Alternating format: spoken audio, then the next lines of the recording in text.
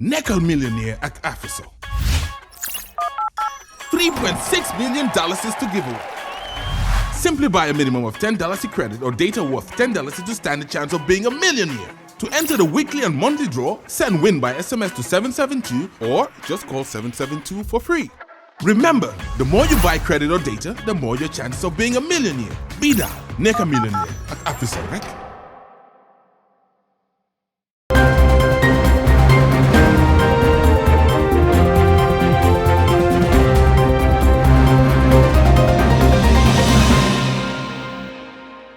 Good evening from our studio here in Serekunda. This is Star TV News with me, Momodo Bailabare. Coming up tonight, lawmakers overcome delays and pass groundbreaking anti-corruption bill. Advancing cancer care, stakeholders conclude 3-day validation on draft national control strategy.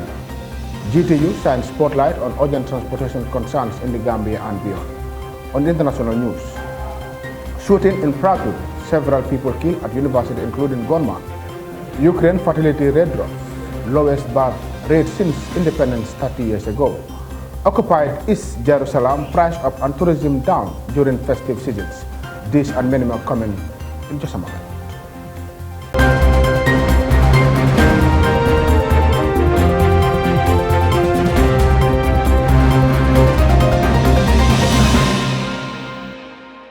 To the news in details now, and many thanks for joining us. In a long-awaited victory against corruption, lawmakers successfully passed the much-discussed anti-corruption bill on Thursday after years of struggle and public pressure. As Mariam Dem reports, the move marks a turning point for transparency and accountability. This milestone achievement comes after countless setbacks and delays dating back to its initial introduction in Parliament in 2019 during the 5th legislature, failing to gain approval despite mounting public demands for a comprehensive anti-corruption framework. Even during the current legislative session, the bill encountered hurdles as it approached its third reading in Parliament on September 20, 2023. Surprisingly, Honorable Alajes Dabo, the member for Birkamanov and minority leader, prompted a motion to reconsider an amendment proposed for Clause 75(1) of the anti-corruption bill, prolonging the process further. Consequently, the bill was referred back to the Committee of the Whole House for careful reconsideration. The passage of the anti-corruption bill by the National Assembly on December 21, 2023 carries immense significance as it witnessed the removal of certain contentious clauses, igniting debates but ultimately reserving the country's quest for transparency and accountability. With the implementation of this groundbreaking bill, a permanent anti-corruption commission will be established, signaling a pivotal moment in the fight against corruption in the country. The commission's role will be paramount in curbing corruption, safeguarding public resources, and ensuring fair governance. The passing of this bill inspires hope, promising a more accountable system and a robust framework to combat corruption head-on. Maria Madem, reporting for Star TV News. The National Cancer Control Program during the week conducted a 3-day collaborative effort with various stakeholders to validate the draft of its national control strategy. This crucial event took place at a local hotel in Bakau. Baikor has the details. The primary objective of this validation exercise was to gather feedbacks and input from key stakeholders to ensure that the proposed national control strategy effectively addresses the challenges and requirements in the fight against cancer. The aim was to refine and finalize the strategy before its implementation. The validation process involved the participation of diverse stakeholders, including healthcare professionals, policymakers, researchers, patients, advocates, representatives from relevant non-governmental organization. The event comprised a series of interactive sessions, presentations, and group discussions. Head of Cancer Control Program, Dr. Keba S. Bojang, laments on the challenges of controlling cancer. In the document to make sure we practicalize it. So that will be the most important. Of course, we need funding for some of the activities. And what we've seen before this development of this document, we've gone around the country to assess the health facilities when it comes to cancer care. So we've seen that we have a lot of challenges when it comes to cancer in terms of equipment, in terms of personnel. For example, the country in the whole Gambia, a population of about 3 million, we only have one oncologist. Oncologist is a doctor who is specialized in treating cancer. So that's a big limitation. We don't have the instrument or the equipment that we also need when it comes to cancer. So all those things are reflected in the strategic plan. So we have targets, we have plans how to make sure we remedy those situations. So maybe in the next 5 years, we'll want to have maybe at least 5 oncologists in the Gambia, we want to have machines. For example, we have only 1 MRI in the Gambia, or we have CT scan 3, but those are... Dr. Mamadou Gassama, World Health Organization Country Office in the Gambia, outlines the importance of the document. Giving the technical and financial support to this initiative. Why is it important? Because when you talk about a strategic document, it simply means strategic direction. If you don't have a strategic document, you'll be groping in the dark. So this document is going to guide us. Guiding us means guiding the country with all the necessary evidence, because this is an evidence-based strategy. Best buys, you can imagine the maze this document has been developed through a very rigorous process. So we brought all the science together, what we have collected locally, and also externally that WHO has developed for countries, because WHO is, by what its mandate is to generate the science. When the science is generated, this is what countries will use to inform their policy decisions. And one of those policy decisions is to develop either a policy or a strategic plan. Dr. Gassama reveals that World Health Organization statistics show nearly 57 million people lose their life yearly, and nearly 74% of those lost lives were caused by non-communicable diseases. The main concern of the world are non-communicable diseases, and they constitute nearly 74% of all the deaths that we can think about. WHO estimates that nearly 57 million people die every year. And out of that 57 million, that's 74% are due to non-communicable disease, such as cardiovascular disease. This is what heart disease and stroke. These are the biggest killers. And you have cancers, different cancers. You have chronic lung diseases, and you have diabetes. These are the biggest killers. Can you imagine? And cancer alone is the leading killer. It kills almost 10 million people every year. 1 out of every 6 deaths, almost. Every 6 deaths, cancer is responsible for one of them. So can you imagine? And this is not only the Gambia, it's everywhere in the world. So we are developing a strategy, a document that will, or validating a document that will guide us, that will help us. The validation exercise held at the Ozone Hotel in Bakau was a significant step forward in finalizing the National Cancer Control Strategy. The collaboration between the National Cancer Control Program and various stakeholders showcased a collective commitment to combating cancer and ensuring the well-being of the population. Reporting for Star TV News, I am Baikor. In a bid to address crucial transportation challenges, the General Transport Union of the Gambia, GTU, on Friday hosted a press briefing at its Banjul headquarters. The event set lights on pressing concerns within the Gambia transportation sector and beyond, calling attention to the need for immediate action. Awasane has more. During the briefing, the Gambia Transport Union President Omar Cisse focused on one of the major issues troubling the transportation sector, which include lack of designated garages for commercial vehicles. Cisse emphasized the urgent need for the government to collaborate with the union to identify public garages, which could facilitate the smoother movement of commuters. He also expressed concern over the unauthorized parking of commercial vehicles in various locations and highways, which has created chaos and inconvenience for both drivers and passengers. But Gambia are very unfortunate. The commercial vehicles, they don't have a garage. We have only one recommended garage by commercial vehicle, passengers, Brikama. But right now, those garages cannot accommodate all these commercial vehicles across the country, across the West Coast region. So, we are working with the Ministry of Lands, Physical Planning. We do a survey on this subject matter with the government.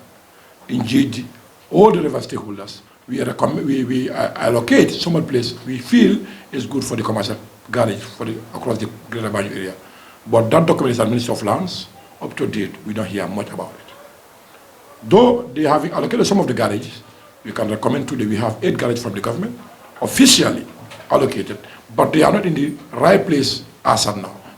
Cisse similarly highlighted the union's efforts in attempting to address this problem, but unfortunately, they have not yielded the desired results thus far. However, the GTU remains committed to finding a sustainable solution in collaboration with the government. Up to date, any vehicle, petrol vehicle, fuel liter from the petrol station, you have been contributing 20 butut per liter. Anyone fuel from the petrol station, you are contributing 20 butut per litre. So that means that money is supposed to come back so that the government can provide the carriage for drivers. But unfortunately, this is not happening. We engage the council, the 3 councils, but they cannot tell me the reality, what is the situation. We are engaged the government, they say council is supposed to provide. So which is which now? So that's why most of the government people are facing these constraints. Maybe they are blaming drivers, but we are not the cost. Because it's not our TOR, it's not our responsibility to provide a garage. It's the government, because already they have been collecting token for that money. If you can do an analysis, from January to December, how many fuel are you consuming? It's bulk of money. Another critical issue discussed at the briefing was the alarming rate of road accidents. Caesar pointed out that many of these accidents were the result of reckless driving and lack of proper road safety mechanisms. We all know you cannot drive a vehicle without procedure alerts. That will guide you as a professional driver. But even wide margin today is a concern. It's not available. We are all using the roads. By night time, roads are very dark. So people have different visions. People have different, vision. So if that's the case, that's going to create, and the roads, road signs are not available. So these are the constants people have been facing. Even road soldiers, we all see, they are not available. So if that's the case, that alone can create an accident. And number 2, the way we design our policies, our regulations. Meanwhile, the statistics provided by the police revealed a disturbing reality. From 2011 to 2021, an average of 121 people lost their lives each year due to road accidents in the Gambia. Additionally, an average of 821 road traffic crashes occurred annually during the 11 period, resulting in 2,738 people sustaining serious injuries. The alarming figures underscored the urgent need for comprehensive measures to improve road safety throughout the country. The GTU president intends to work closely with the relevant stakeholders and the government to implement effective strategies that will save lives and create a safer transportation environment for all. Awasane for Star TV News. That story by Awasane will take us to the break. When we come back, we look at news outside the Gambia. Stay with us. With the AfriCell Mix Bundle, enjoy loads of SMSs and data at the most affordable price. Enjoy 40 megabytes and 100 SMSs for $10. Enjoy 100 megabytes and 400 SMSs for $25. Enjoy 250 megabytes and 1,000 SMSs for $50. Enjoy 750 megabytes and 2,000 SMSs for $100. Enjoy 1.5 gigabytes and 3,000 SMSs for $150 rec. All valid for 30 days. To activate the AfriCell Mix Bundle, dial *120# and select 6. Walk into any AfriCell outlet and purchase the AfriCell 4 Mbps Mega Bundles valid for 30 days at any AfriCell outlet and get a free CPE router. Bi opanaka man mangen dim uti suma boss AfriCell rek.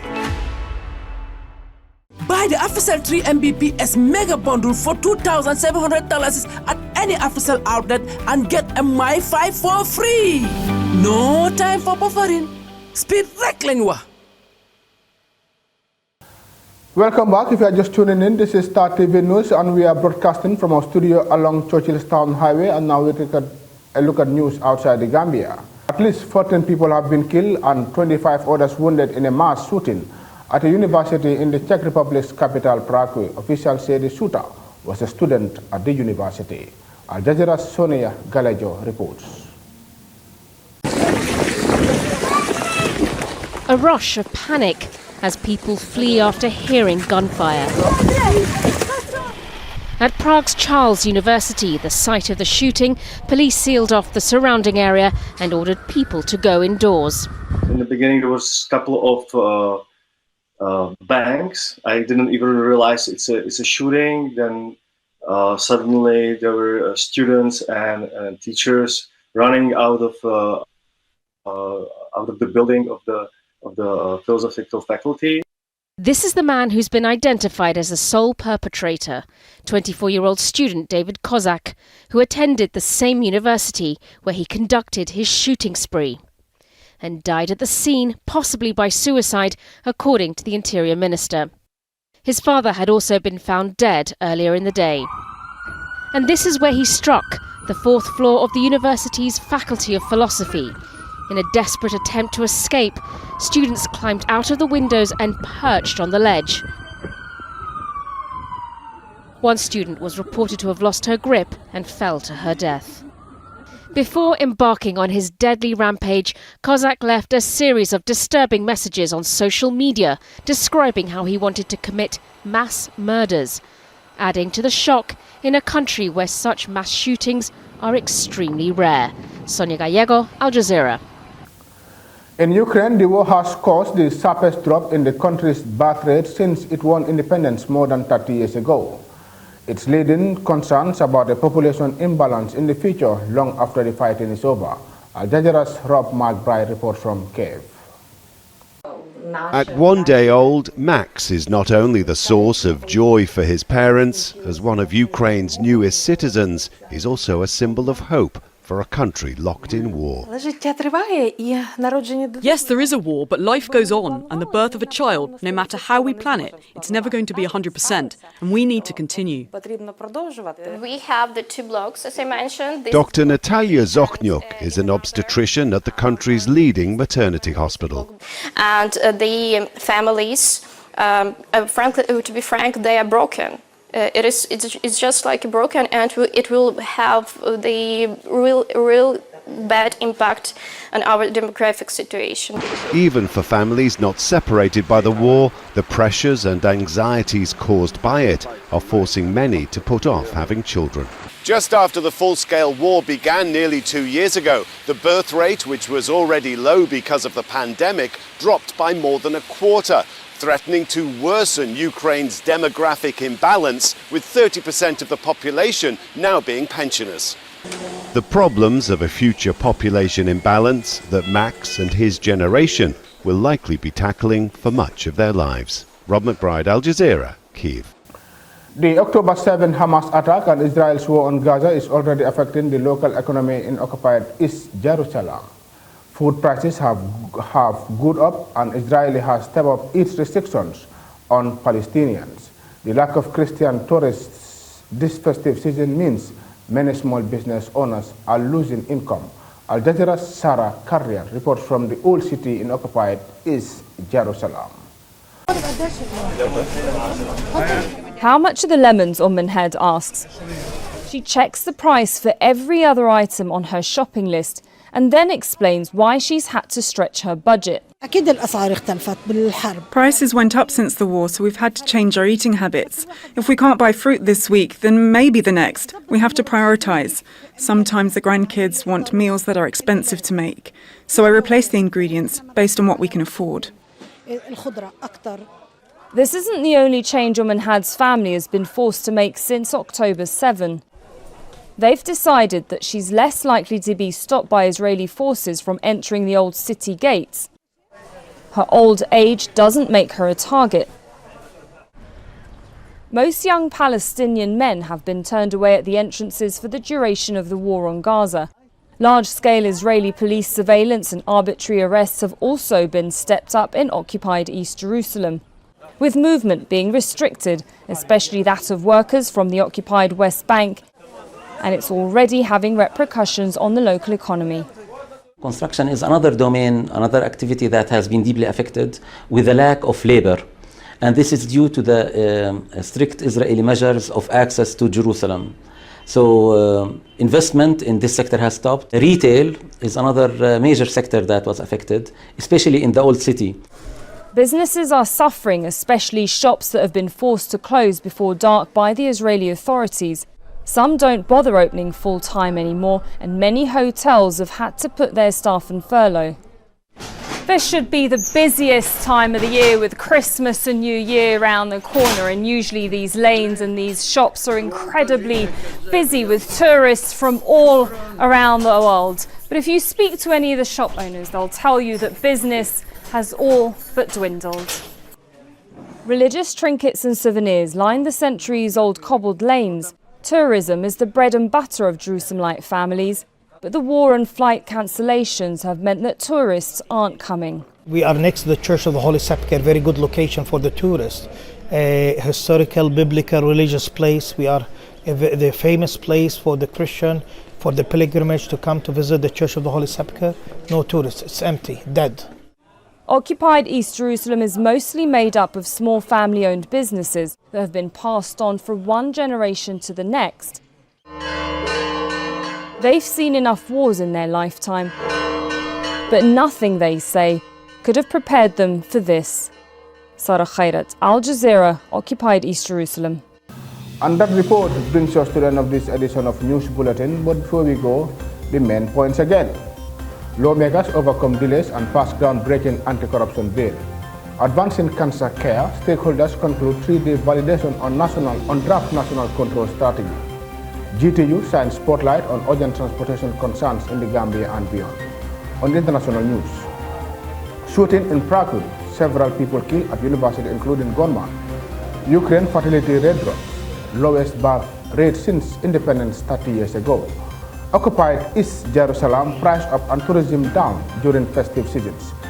Well, that's it for this edition of today's news. Thank you very much for watching. Do stay tuned and enjoy the rest of our programs. Until then, we wish our Christian brothers and sisters a Merry Christmas in advance. Thank you very much for being there, and have a good night and a wonderful weekend.